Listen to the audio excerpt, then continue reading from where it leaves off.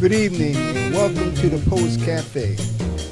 It is where artists comes alive. The spoken word brings forth the inner creation of hidden treasures, expressing tones and lyrics felt within the soul, the vibration that rings stories untold.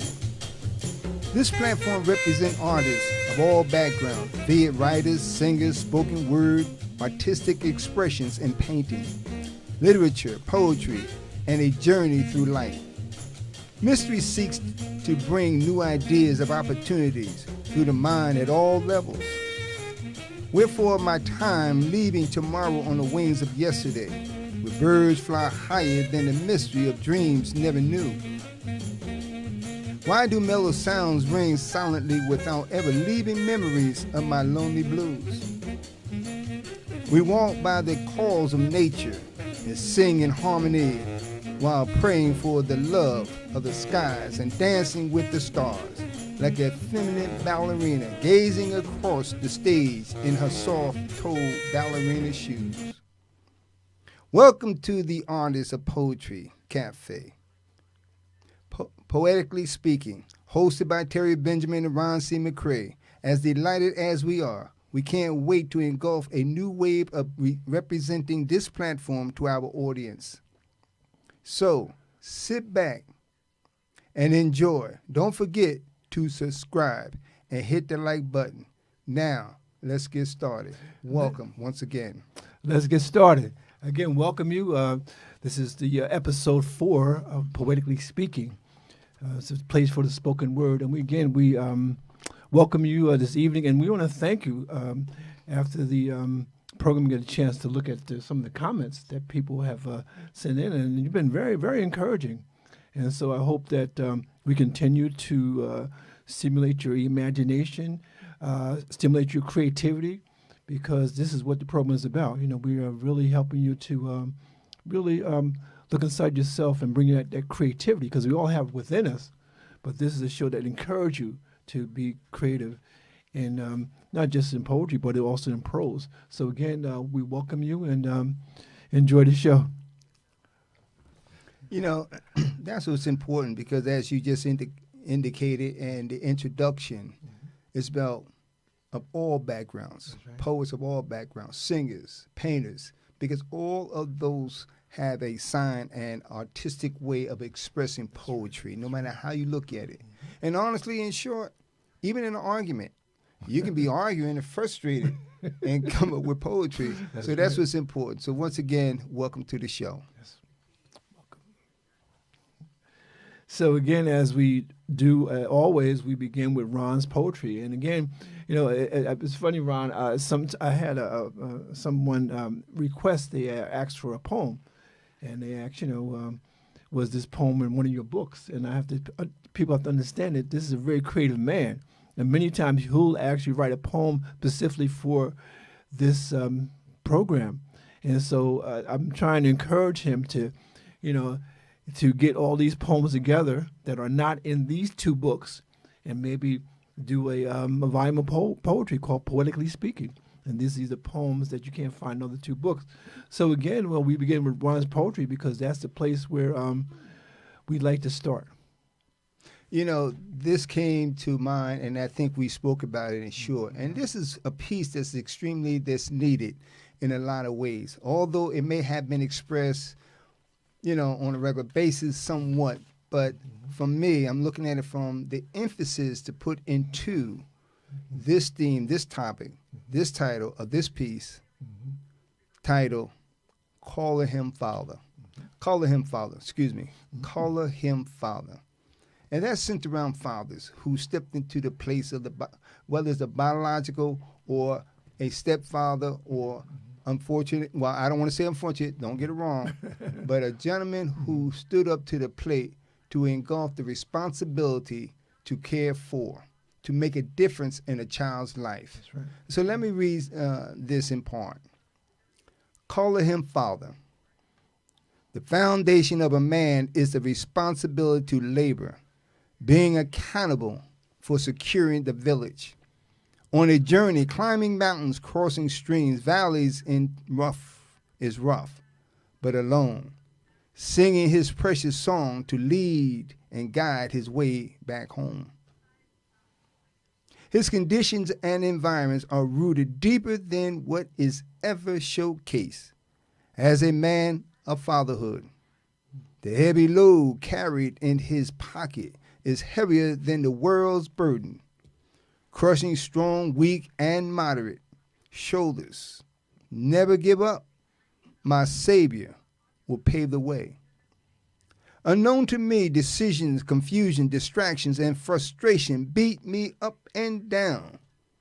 But at the end of the day, when someone asks, they call me by my name, calling him Father. Father, for there's none like the one who taught me who I am today. He is my Father. It doesn't matter. He was a widower, divorced, and a friend to my mother. He was always there cheering us each and every game, whether we won or lost.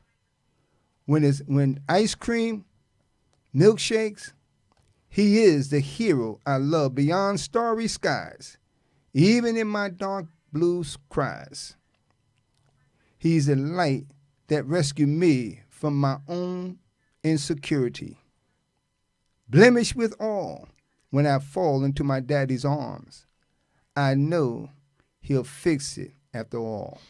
Well, yeah, I love that sentiment, because again, I think a father teaches best by example. I think that, when you look to your father, you look to someone who's going to lead the way. And in your poem, you make a good point when you talk about the foundation of a man is the responsibility. Again, to be a father is to be accountable. And like I said, and I always mention, and you mention in your poem that sometimes it doesn't have to be a biological father. Sometimes it could be, and I hate this word, stepfather. I know that's like stepchildren. I don't like that word. Either you're the father or you're the child. I've been in situations where I've married women who had children, and in my first marriage we had a son together, and I told his sisters, don't call him your stepbrother. He's not your stepbrother. He's your brother. And I think you bring it out very excellently in the poem, and I really appreciate that. It is interesting, and that's where, again, the foundation of a man, and that's what's important. Mm-hmm. And even biological step, what's important when they are kids, and you bringing kids up, male and female, they become your brother, your sisters, that's even right. As we grow older as adults, to address, that's my brother, that's my sister. Mm-hmm. So as I continue, you'll see even the foundation that moves forward, because that's what's important for all men, no matter how you look at it. The foundation of fatherhood bears no regret, but challenges the challenge to get the job done.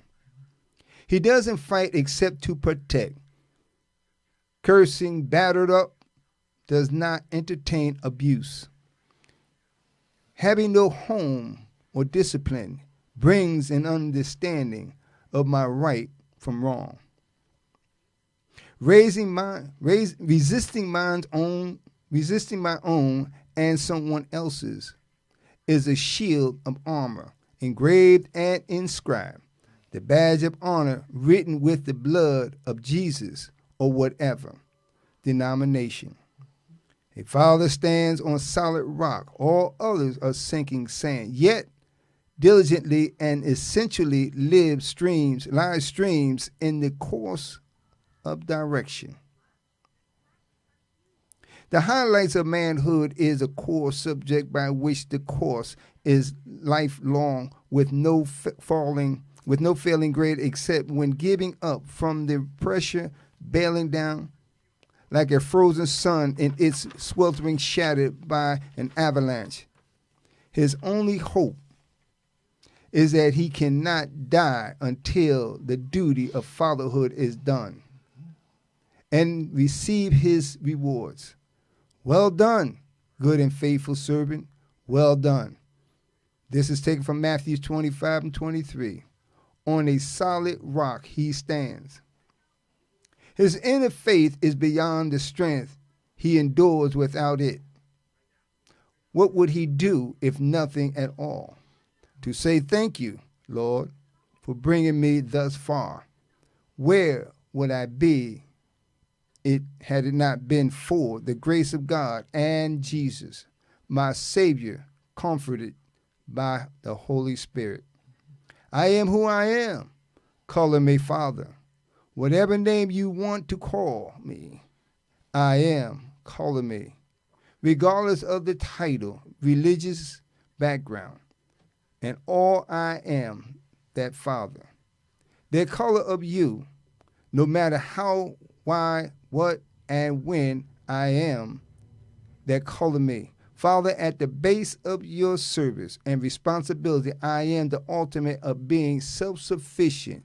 Color me, Father.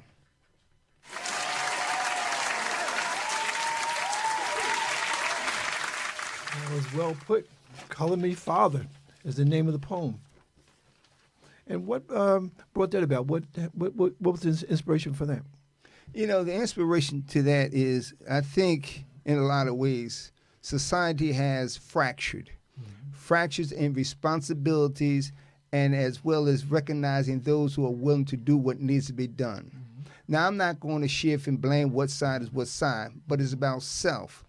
Each one taking the responsibility to do what needs to be done to cultivate, in this case, children's, kids, grandkids, nieces and nephews, because there has been many who stepped up to the plate. Unfortunately, there has been many relationships that were separated by the cracks in the foundation in which they stand on. And that's why I said in here, upon this rock is a solid place, for all others is sinking sand. So even coming together to recognize the duties, responsibility of, in this case, fatherhood. Calling me Father because he's out there laboring. He's out there doing what needs to be done, and that's what's important. So we must continue to recognize young, middle, and seasoned seniors, because as we know, there are young men, unfortunately, but in the same token, but nevertheless, need to be taught how to become responsible for their responsibility to do what needs to be done when you bring a child into this world. And how do we cultivate the mothers and let her know, I am here standing on solid rocks, labor and do what I need to do to embrace, to support. And that's what's important. And so I've been inspired by that, and I say it all the time, because a child doesn't grow up, blaming somebody. The question they ask, where were you? You wasn't here, you wasn't that, no matter how you look at it. Were you there? It doesn't matter how broke you are, or the condition in which you are in, or how you look. What's important, I am your father. I try to be a father. So calling me Father gives a whole array of images and responsibilities from different perspectives. Because again, colors is not all look, it's not all pleasant. It looks great. We all get excited. But when you look behind the scenes, when there's frustration, irritation, aggravation, he is willing to labor and do what needs to be done to make a difference, even if it's putting a slice of bread on the table. I know, I've been there, okay? And I watched my mother raise us, and my father was around, even to take me get a haircut. But I recognize him, and that's what's important. And it is very important, because a lot of times we think that Father, you have to bring all this and that and this other thing. Sometimes, basically, just your time, just your time and your attention.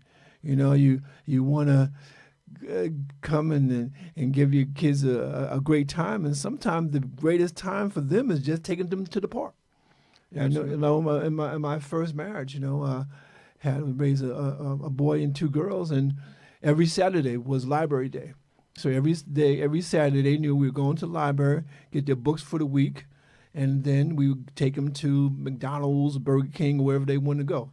So again, they associated that Saturday with some fun, and basically that didn't cost a whole lot of money, but it was the idea. It was the thought that I had spent that time, that I gave them that attention, and sometimes that makes a difference. It makes a lot of difference. Absolutely. And before you go on, I also want to say that your comments are important, but hopefully and prayerfully they are done in a gingerly manner, because this is not about attack. It's not about how you may feel or felt about somebody, but look at the commonplace, because it all starts within you. Because if you're frustrated, irritated, and aggravated, and you don't want to take on responsibilities, then you can't blame somebody else. But how do you find the color in you? So we're going to have sessions as we continue to move forward in reference to recognizing as well as lifting up the mothers. That's right. And the mothers play the exact same role, whether it's biological or, adopted mother or stepmother, it doesn't matter. We are here to recognize both. And as we said, and as this platform is, it's about poetically speaking. That's right. How can we be mindful and respectful to bring out the flavor for the best of everyone? Yeah. And I like that, because basically when I think of poetry, it's poetry and it's prose, and the poetry for me is like a shorthand. Okay, the prose sometimes is a little longer in terms of essays and novels and that kind of thing, but poetry for me is a special shorthand, and that's why sometimes I love to listen to music, because really quiet as it's kept. In a song that's maybe 2 or 3 minutes, they can really capture an experience that's just so expansive. In that 3 minutes, you have gone from beginning to end, and it seems like you're going on a journey, but it was only done in 2 or 3 minutes. And so again, that's why I say sometimes I see poetry as shorthand, and sometimes I see songs as shorthand as well. It's interesting. I was just thinking, I think I lost my thought just now. Anger, frustration, irritation, aggravation. Many have found poetry. They have found solitude someplace, even writing in a journal. And as you indicated, writing your thoughts and feelings. And then when you look back on your own writing, you start to chuckle behind it. You say, oh, wow, I was like that. I really did that. He did this and she did that, whatever. And that's what's important. Poetically bringing out frustration, negativity, to bring something to light that brings and showcase joy and happiness. That's so beautiful. And I know a lot of times when you are speaking poetically, when you're writing poetically, you can write something, maybe something that you wrote in 2024. And you look at it in 2025, and it's almost like you have another perspective on it. I mean, I've written some things, and sometimes I go through this thing and say, "Wow, where was my head when I wrote this? What place was I in?" But again, in terms of this, the creative mind and the creative process, you move beyond that. And so, what you're thinking last year is not what you're thinking again. That's why I really commend people who keep diaries. It's really interesting to go back in time, and let's say entry that you wrote maybe 10 years ago, you look at it now and say, I don't think that way. My thinking is different, but you have a record of that. And I always say that, it's always good to, go back into your thought process and just to see how far you've come and how much you've grown. So we're going to continue with Ron's poetry. He has another piece for us that, again, in the theme this evening is fatherhood. We're going to talk about fathers, and of course, you talk about fathers, you're going to talk about mothers, but we're going to try to concentrate on father and what fatherhood means.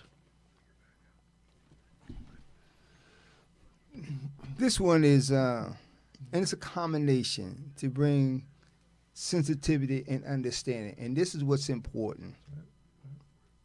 A man's touch. The touch of a man, soft, rough, caressing the best, yet tender and firm. He knows how to hold, feel, examine, and mold. As the beauty of his words express sensitivity, tall, short, but the true foundation of his soul is planted by the waters that can never be moved. The touch of a man. His heart is warm and loving with sternness, looking out for intruders near and far, protecting his loved ones beyond the boundaries of his territorial borders. His responsibilities are filled with empathy. His voice, his movement, the tone of his smile will not transfigure a right to a wrong. His characteristics are sculptured by a higher power than his own. His walk will lead you to a place called heaven's home, where milk and honey rest upon a throne. He was created for God's glory, to make you a princess on his arm. Side by side, they stand, secure with tightness and boldness. She tells the world she loves her man. He's sassy with callous hands, but his touch, you can tell that he has the gentleness of a man. Blemish and imperfection, just for you to get to know him better. The ins and outs with no excuse for anyone to shout, except shout hallelujah for the touch of a man. Like a shepherd, he travels to and fro, working until the sunset, and at the end of the day, his mate soothes his feet like Ruth to Boaz and Mary to Jesus. But the touch of a man could never be sweeter. Young or mature, the touch of a man stands strong, firm, his soul reminisces her tenderness. Her fingers and smile as they move beyond starry skies. Bold as the tears filled her lips, fills his eyes, with peace, love, and joy, she cries for the touch of a man. Like the quietness of the morning dew on a sunset evening stroll, her emotions are answered from her prayers to God for the touch of a man to hold as she cries like Hagar, Hannah, and a woman at the well. Yes. And that poem is from this book. The title of the book is We See Colors, the Organic Flavors of Life, poems by Ronald C. McCrae. And again, like I said, many times he'll come on with a poem that he has written that is not in this book or his other book, The Archaeology Cafe. So when you're liking these poems, just text me and ask me which one, which book you can find a poem in, and hopefully I'll have that for you. But again, look for more things from Mr. McCrae. Again, we start the program with Ron's poetry, and basically what it is an opportunity for him to really just to share his gift. And I know that you have the gift as well, and that's why we encourage you to reach out to us. And if you're a poet, if you have some things you want to share, don't be afraid to let us know, because we would definitely like to have you on the program. Okay, so again, this is an open invitation to all who feel they want to express themselves in this way. And so again, Ron, I thank you. I thank you for those two poems, because again, it really sets the tone for the evening. Again, the theme is fatherhood, and we're going to explore that to the best of our ability. But another part of the program that I really enjoy, because it's again, when I hear a poet read their own poetry, it's very special. And that's why, you can buy a book by any of the poets that we talk about. And it's nice to read the poem and to get that message, but it's even better to actually hear the poet read their poetry.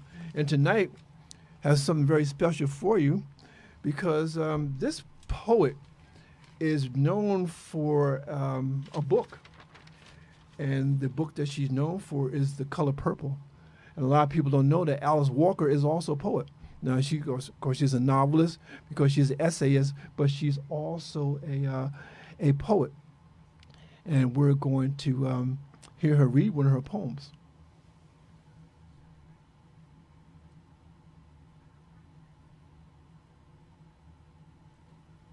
And this is from Alice Walker, and the name of the poem is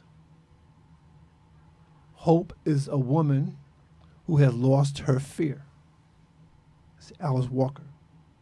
Hope is a woman who has lost her fear. For Sundas Shekhar Saleh, Iraqi mother, with my love. In our despair that justice is slow, we sit with heads bowed, wondering how, even whether, we will ever be healed. Perhaps it is a question only the ravaged, the violated seriously ask. And is that not now almost all of us? But hope is on the way. As usual, hope is a woman herding her children around her, all she retains of who she was.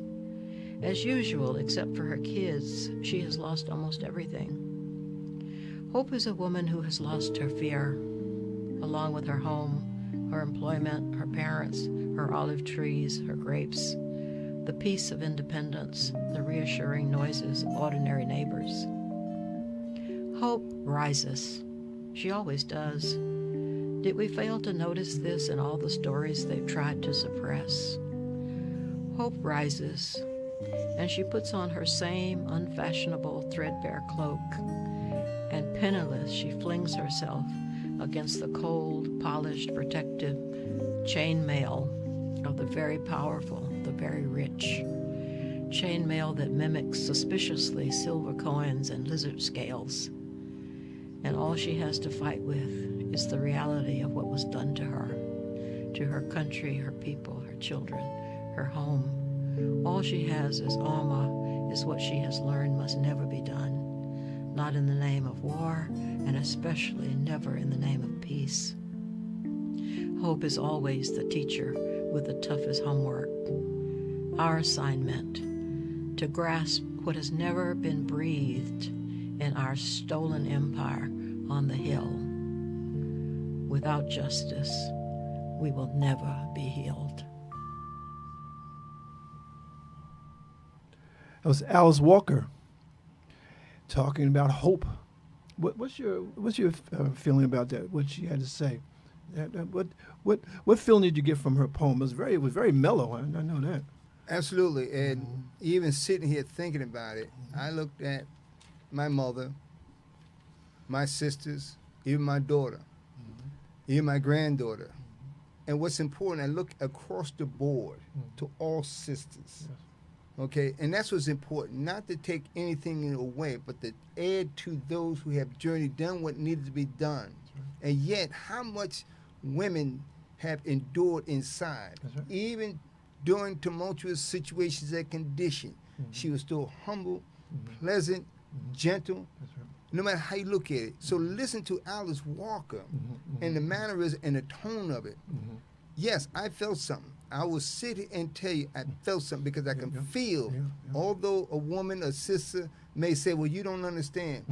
I would truly say, I may not have walked in your shoes, but I understand.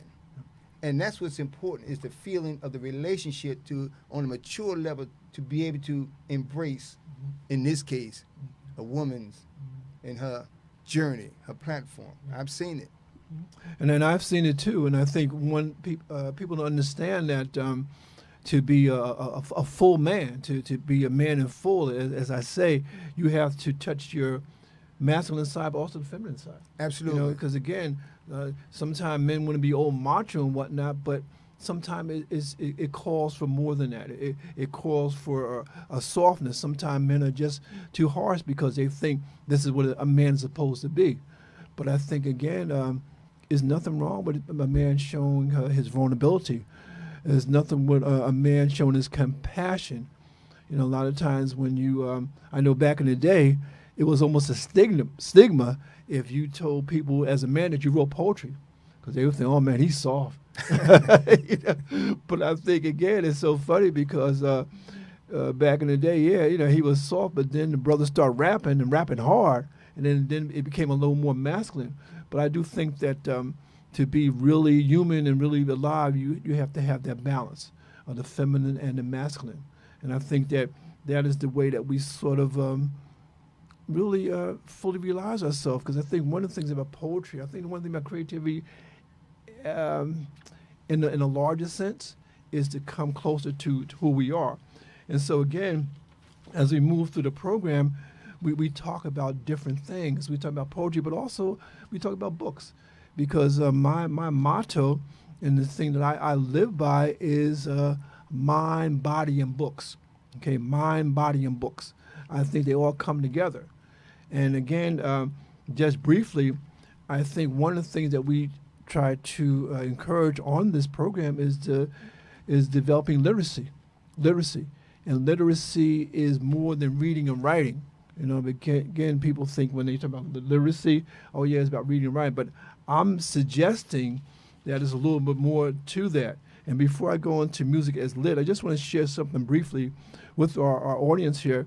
Again, I encourage you to develop the habit of literacy. And when I say that, develop the habit of literacy is there's like 5 things that you do every day. 5 things, okay? And those who are taking notes, this is what I want you to look at. 5 things to develop the habit of literacy. So every day, do some reading. And I would suggest that you read 2 books a week, a fiction book and a nonfiction book. And if you want to throw in poetry, maybe that's the 3rd thing, because basically the average book, you can read it in 2 to 3 hours. Okay, so you have time. You do have time. So number 1, read every day. Number 2, write. Okay, I know for myself, I don't know about you, Ron, sometimes I don't really know what I'm thinking unless I write it down. And I find a lot of times my reading and writing go together. So number 1, number 2, write. Number 3, talk. Have a nice conversation with someone, because again, it's something that we need. I think one of the things with the pandemic, people were very lonely. And I think that's why we have such a proliferation of podcasts, because people wanted to have some outlet, And so again, read, write, talk. And number 4, listen. And I always say that God gave us 2 ears and 1 mouth because he wanted to listen twice as much as we talked. Okay? And so listen. You'd be surprised how much you will learn by just listening. And the last thing, number 5, is view. View a good movie. View a good documentary. I don't know, many of you probably watched the Luther Vandross documentary, Never Too Much. I watched it twice, and every time I watch it, I get something different from it. So view. So again, developing habit of literacy. Well, number 1 is read. Number 2 is write. Number 3 is talk. Number 4 is listen. And number 5 is view. And I would say you want to do this every day. It's 5 days a week. You can do that. And really, if you want to really extend it, do it on Saturday and Sunday. Because again, I believe that, we are creatures of habit. We develop our good habits, we can develop some good direction.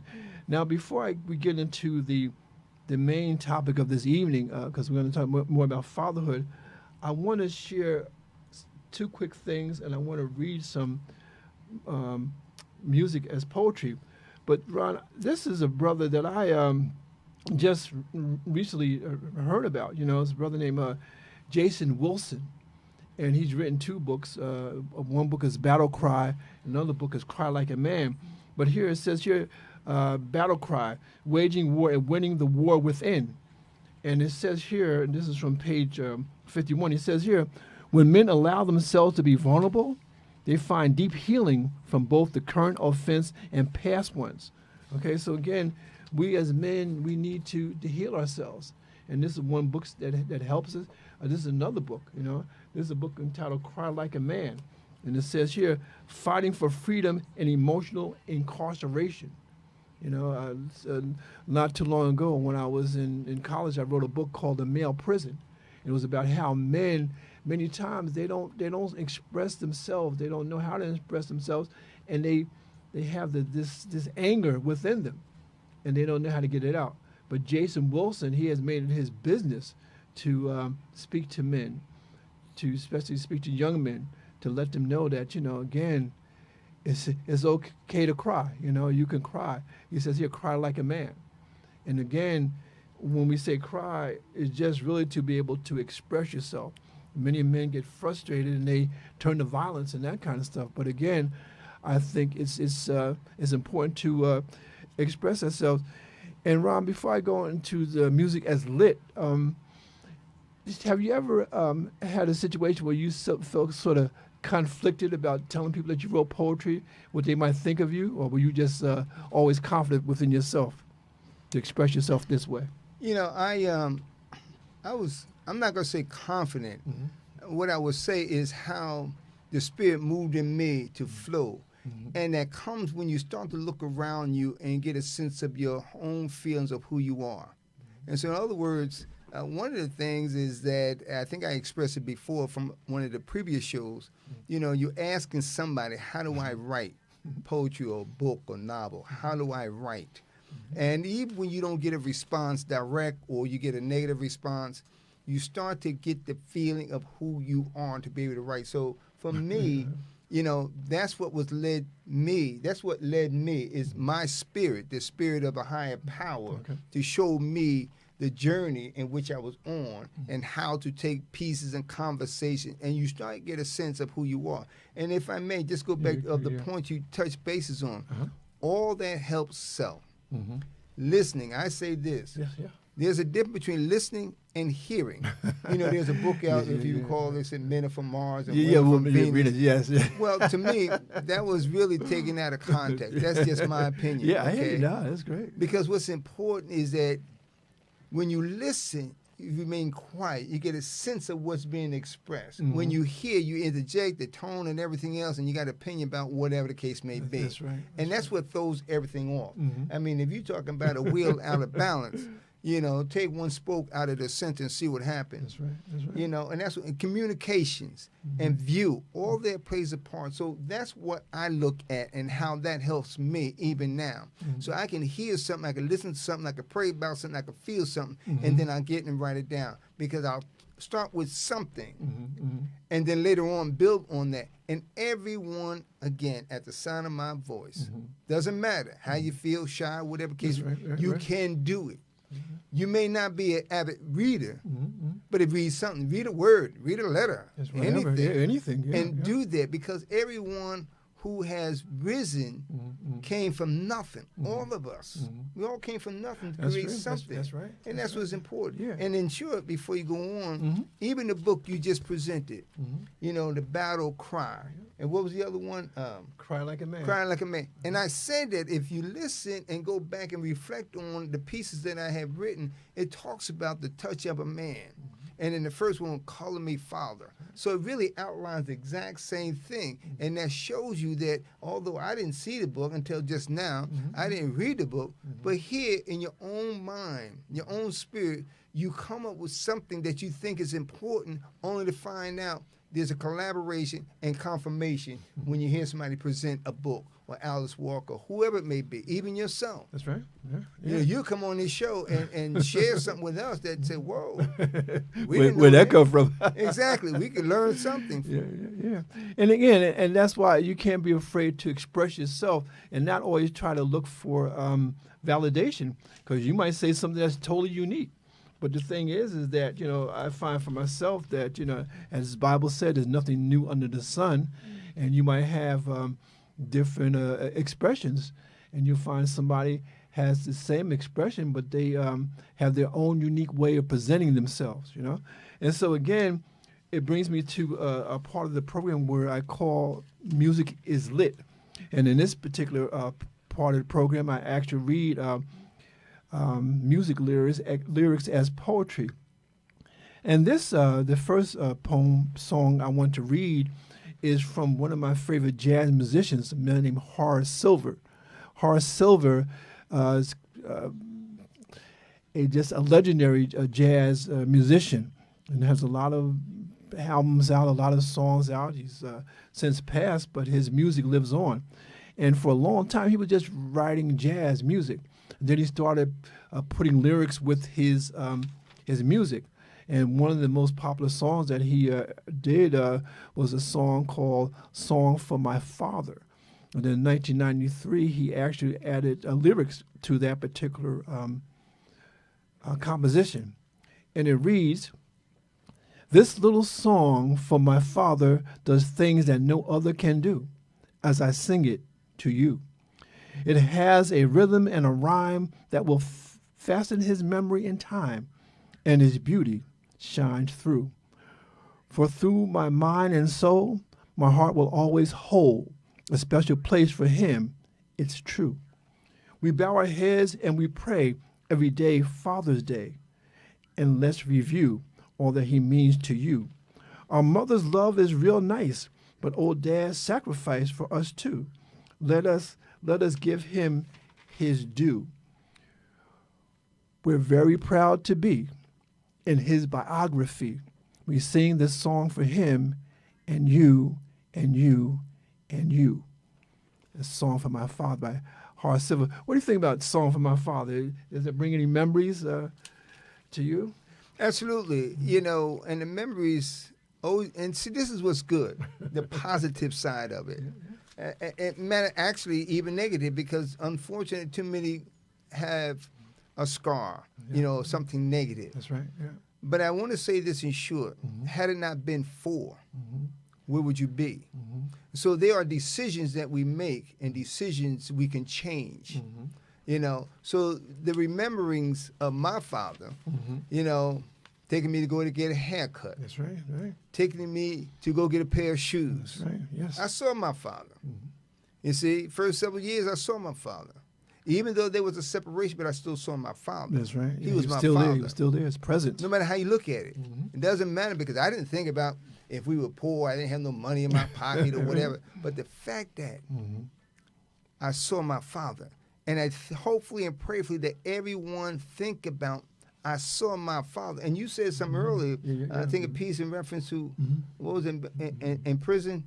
Incarceration. Incarceration. Yeah, right here. It says here, cry like a man fighting for freedom from emotional incarceration. Absolutely. Emotional. And that is so important as of this moment.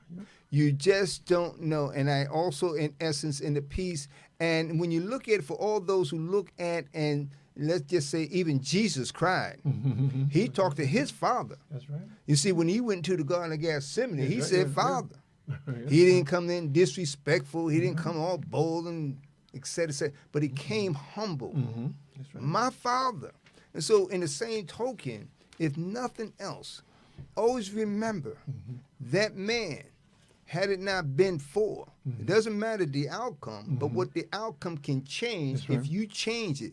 But that man, that father, biological or the person who stepped into those shoes, you recognize him. Give him credit, because you don't know and you cannot begin to comprehend in a lot of ways what he's feeling inside. Incarceration on the inside.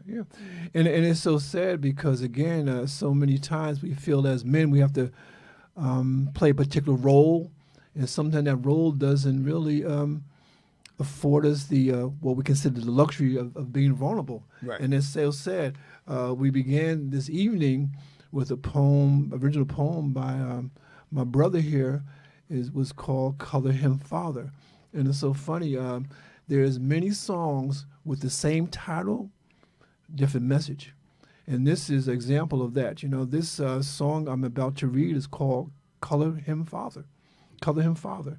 And this is written by Richard Lewis Spencer, and is performed by the Winstons. And this, again, this is from 1969. And this is Color Him Father. There's a man at my house. He's so big and strong. He goes to work each day, stays all day long. He comes home each night, looking tired and beat. He sits down at the table and has a bite to eat. Never a frown, always a smile when he says to me, "How is my child?" I've been studying hard all day in school and trying to understand the golden rule. I think I'll color this man father. I think I'll color the man love. Yes, I will. He says, education is the thing if you want to compete, because without it, son, life ain't very sweet. I love this man. I don't know why, except I'll need his strength till the day that I die. My mother loved him, and I can tell by the way she looks at him when he holds my little sister Nell. I heard her say just the other day that if it hadn't been for him, she wouldn't have found her way. my real old man, he got killed in the war, and she knows she and 7 kids couldn't have got very far.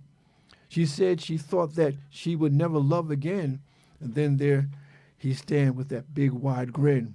He married my mother and took us in, and now we belong to the man with the big wide grin. I think I'll call this man Father. I think I'll color him Love.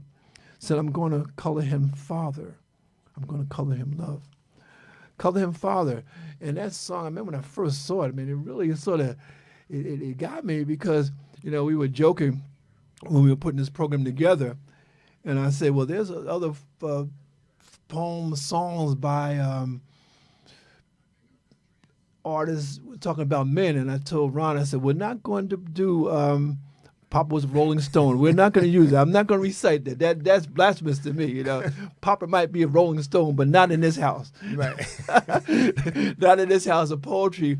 But I believe this song is really important to me, and because it's about a man who is the father of children that are not his biological children. And I think, again, I mean, that says a lot. That says a lot for a man to actually marry a woman with children and make those children his children. I'm definitely, I come from that experience. My first wife, you know, we had a child together. We had a son, but, you know, she was married previously and she had 2 daughters. And again, we became a family. And then in my second marriage, you know, married a woman who had 3 daughters. But the point I'm making is that I never looked at them as my stepdaughters. You know, these are not my stepdaughters. These are my children. These are my daughters, and I treat them as such. Want to reach out to those who are listening to us, and Laretha Foster Bram. You know, she's from Rawway. As a matter of fact, she's my neighbor, and she's down the street here. She says, "Making memories of moments." Ruby Shivers. Queen Ruby Sharp says, it sounds like the Village to me. Yes, it is. It's all part of the same thing, you know. You know, it says here, the color in you, profound. This again, Laretha again. Kentu Mosabi, some great memories, you know. That's a brother I grew up with, you know. Sheila Bird, she says, good evening. Sheila Brown Bird, she's producer of a show called Unapologetic Amateur Looking for Experts. You know, so she's a good friend, a woman who is a great producer, you know, in terms of making things happen for that particular program. But Ron, I mean, what is your take on the whole thing? I mean, first of all, let me ask you, how do you define fatherhood? Maybe let's start there. You know, can you define it? You know, I will say from this perspective, a man. I want to tie a couple of things in. Yeah. A man who within himself have some stability. It doesn't mean you are as solid as a rock, but what it means is that you're taking a sense of responsibility inside yourself. How can I, and who am I? How can I stand? Am I walking right? How am I acting? But in the same token, I'm looking for somebody. He could be a stranger to say, young man, you know, pick your pants up, walk right. What's wrong? At least that, right? We have to get and separate the fear. From like when I was coming up, we didn't hesitate to talk to an older person to get a sense, and we did not hesitate to be corrected. Today, there's a gap. And so to get a sense of a man is one who's willing to step and help me grow. That's right. Even a man on a man, a brother of a brother. It doesn't matter the age, but can I correct you in a positive manner? Can I show you something? Because let me say maybe some direction, right? Exactly. Yeah. I had some encounters with some brothers who just, hey, you know what? You can't tell me nothing, right? I'm just trying to. See, that's what's wrong. It's that challenge, rather to be respectful and receive something positive. So again, a man is one, whether it could be just a friend, a male figure. Even your biological father, stepfather, your uncle, your grandfather, somebody, even a stranger, a man sees something because he's trying to carry himself in a way to showcase the future of the young ones. But in the same token, when you have the older adults in this manner, or even the younger one, to be able to communicate in the presence. How do we dialogue? And that's what's important, and that's what's missing. Yeah, that is important. And again, you said that was missing. And again, we talk about fathers, we talk about stepfathers, and you mentioned uncles. Now, in my personal situation, my mother and my father never married. But my father, he always claimed me. I spent time with my father. I never lived with my father, but I knew my father.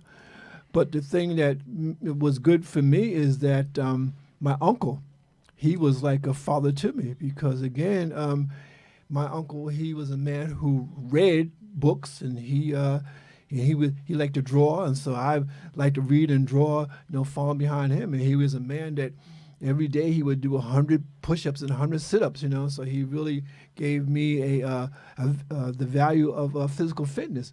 But again, although he wasn't my father, he was like a father to me because he was able to give me direction. And I think, again, sometimes that's missing. I think that because of the situation now, sometimes you can't tell these guys anything. Tell them to pull up their pants. They get insulted. They want to fight you and argue with you, But the thing is that I'm telling you to pull up your pants for a reason. That's not as disrespectful, but it's really giving a message to other men about your availability. So again, so be careful that when you do the sagging pants, because that's from prison culture. And let me. A couple of things I want to tie in right quick. Yeah. And again, whether it's the sons and nephews, great nephews, Whatever. it's about responsibility. That's right. And it's taught now. I remember years ago, I was raising my kids, 2 girls and a boy. I had 2 of them with me, and there was a presentation at the church, right, for single parents. Now I'm sitting there listening, and the facilitator, a woman, and PhD, right. So doctor, I don't remember her name, but Dr. Such and Such. So we were listening. I think I was the only male there at that time. And so the conversation was centered around, young women, young girls, little girls, teenagers getting pregnant, and how women need to embrace the girls for getting pregnant. So I said, well, what about the boy? I mean, you have to embrace him because there was an agreement, whether they understood or not. There was an agreement. They collaborated, and unfortunately, somebody got pregnant. That's right, yeah. You know what this doctor said to me?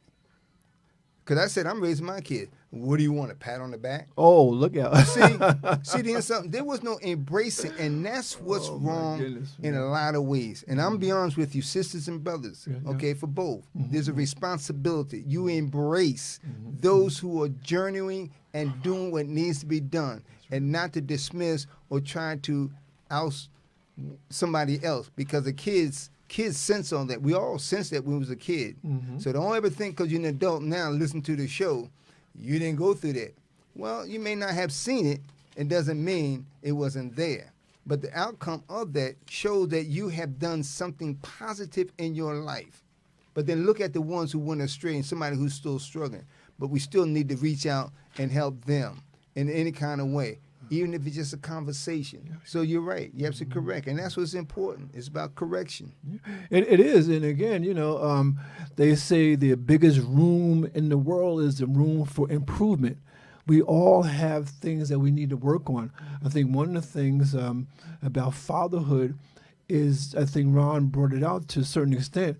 I know when I was in my first marriage, my first family, in our culture, in our black culture, there's a saying that we love our sons and raise our daughters, which means that we love on our son to the point where we almost we hurt them. I know when I was growing up, I was raised in a household with my mother and my grandmother, and a little later on, my brother and my sister came along.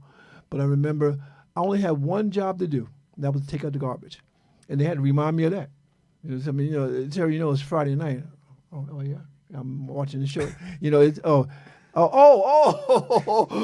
got to take out the garbage. But the point I'm making is that I think that we shortchange our sons when we don't give them responsibilities. And when I was in my first marriage, my first family, I told my wife, I said, whatever you teach the girls, the cooking and the cleaning and etc., I want you to actually teach my son as well. And he can say now that that has really helped him because he can cook, he can clean, and he can take care of his children. I mean, sometimes, we think as men that it's really the woman's job to raise the children, not realizing that it is a joint venture. And so when we talk about fatherhood, it's not a narrow thing. It's really expansive. And you're right on point, because that's what's important about understanding. Mm-hmm. There's no role that's off limit. It's the psychological notion that you say, well, no, that ain't my job, that ain't my job. No such thing if that's not your job. Because when the time push come to shove, you may be the only one that's responsible. How do you save and survive in tumultuous time? How do you help somebody? And let me go back to what you pointed out, because we talked about this before. Yeah. I'm a firm believer, even though many may look at it differently. And because I hear, and I'm going to be honest with you, I get really adamant about hearing it in one-sided. Women raising girls to be women.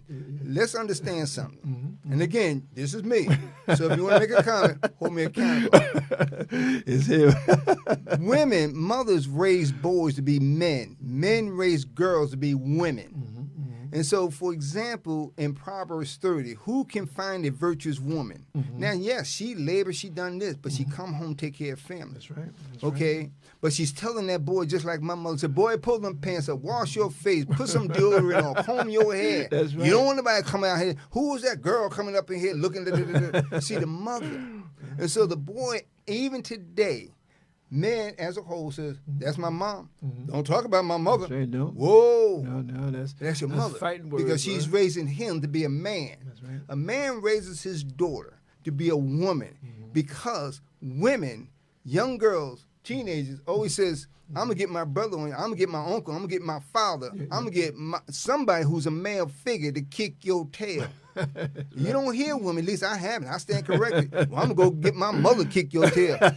But a mother defends her kids, male or female. You see, a mother doesn't just bring women into this world. She brings male and female. That's right. And it's a man who secures the foundation and the territory. Because in the same token, men, fathers, when your daughter goes out there looking like whatever, and some boy come to the door knocking whatever, you say, what's your name? Who are you? Don't let me find out something. Because, honestly, I did it. Oh, yeah? I told my daughters themselves, yes, I raised both. Yeah. But I said one thing, I'm a firm believer. If a man put their hands on you, it's my job. Okay.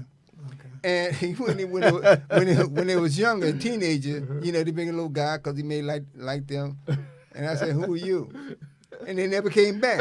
She said, they were intimidated. They said, Dad, what happened? Your father what beat me up. I ain't say nothing. I just asked that name. Yeah, right. So it's important to know that, man, you raise your daughter because the bottom line is you're saying, I don't want some man or boy, whatever, to hurt my daughter. That's right. So it's your job to make sure she is secure, because at the end of the day, she want to know she feels secure. And that's the importance when she's in a relationship and vice versa. So this way, in the same token, a mother who raised her son to be a man, not a boy. I'm going to be honest with you. Be a man. Yeah, be a man. He's going to take care of his mate. He want to be secure. And a father who raises his daughter to be a woman, she's going to understand and know the difference of security and the foundation. And as we talked about earlier in previous, but on a solid rock. My man, this man, the touch of a man, the color of my father. Yeah. And again, we understand that, male and female, they have different roles. But again, when it comes to maintaining the household, the cooking and the cleaning and whatnot, that's not just one gender. I know that quiet as kept. I know some men, personal friends of mine, who are chefs. And so they do the bulk of the cooking in the house. But again, we can never make ourselves so narrow. And it's so funny as we go through this program, we have about a couple of minutes left, only because it's this topic, fatherhood, is such a big topic. We might have to do a part two, because again, there's so many things that I know you want to share as I want to share. And that's why, we have the program structured where we're here like 2 nights a week. We're here Thursday from 6 to 7. And we're here from Sunday from 5 to 6. And we invite you to come and to join us, and also to leave comments, because we do read your comments. We do respond to them as best we can, because we know that these 2 hours, whether it be Thursday from 6 to 7 or a Sunday from 5 to 6, that it is time that you can be doing something else. But we thank you for being with us this evening. We want to encourage you to read, to write, and do whatever you can. And Ron, you want to say good night to everybody? Yeah, and just one quick thing, just to short in 5 seconds, is that men and those who have done it and still doing it, but don't hesitate to feel uncomfortable when you have to take care of your daughters by braiding their hair, combing their hair, because I did it. Yes, it can be done. They may not like the braids, but at least they can't it say wasn't they fancy. look like whatever. So that's important. So once again, we thank you for joining in. We thank you for listening to this show. And again, do not hesitate to give us your comment, because we want to invite you to this show as listeners or participants. But nevertheless, don't hesitate, because we try to bring you the best of the best, raw and straight up. Poetically Speaking.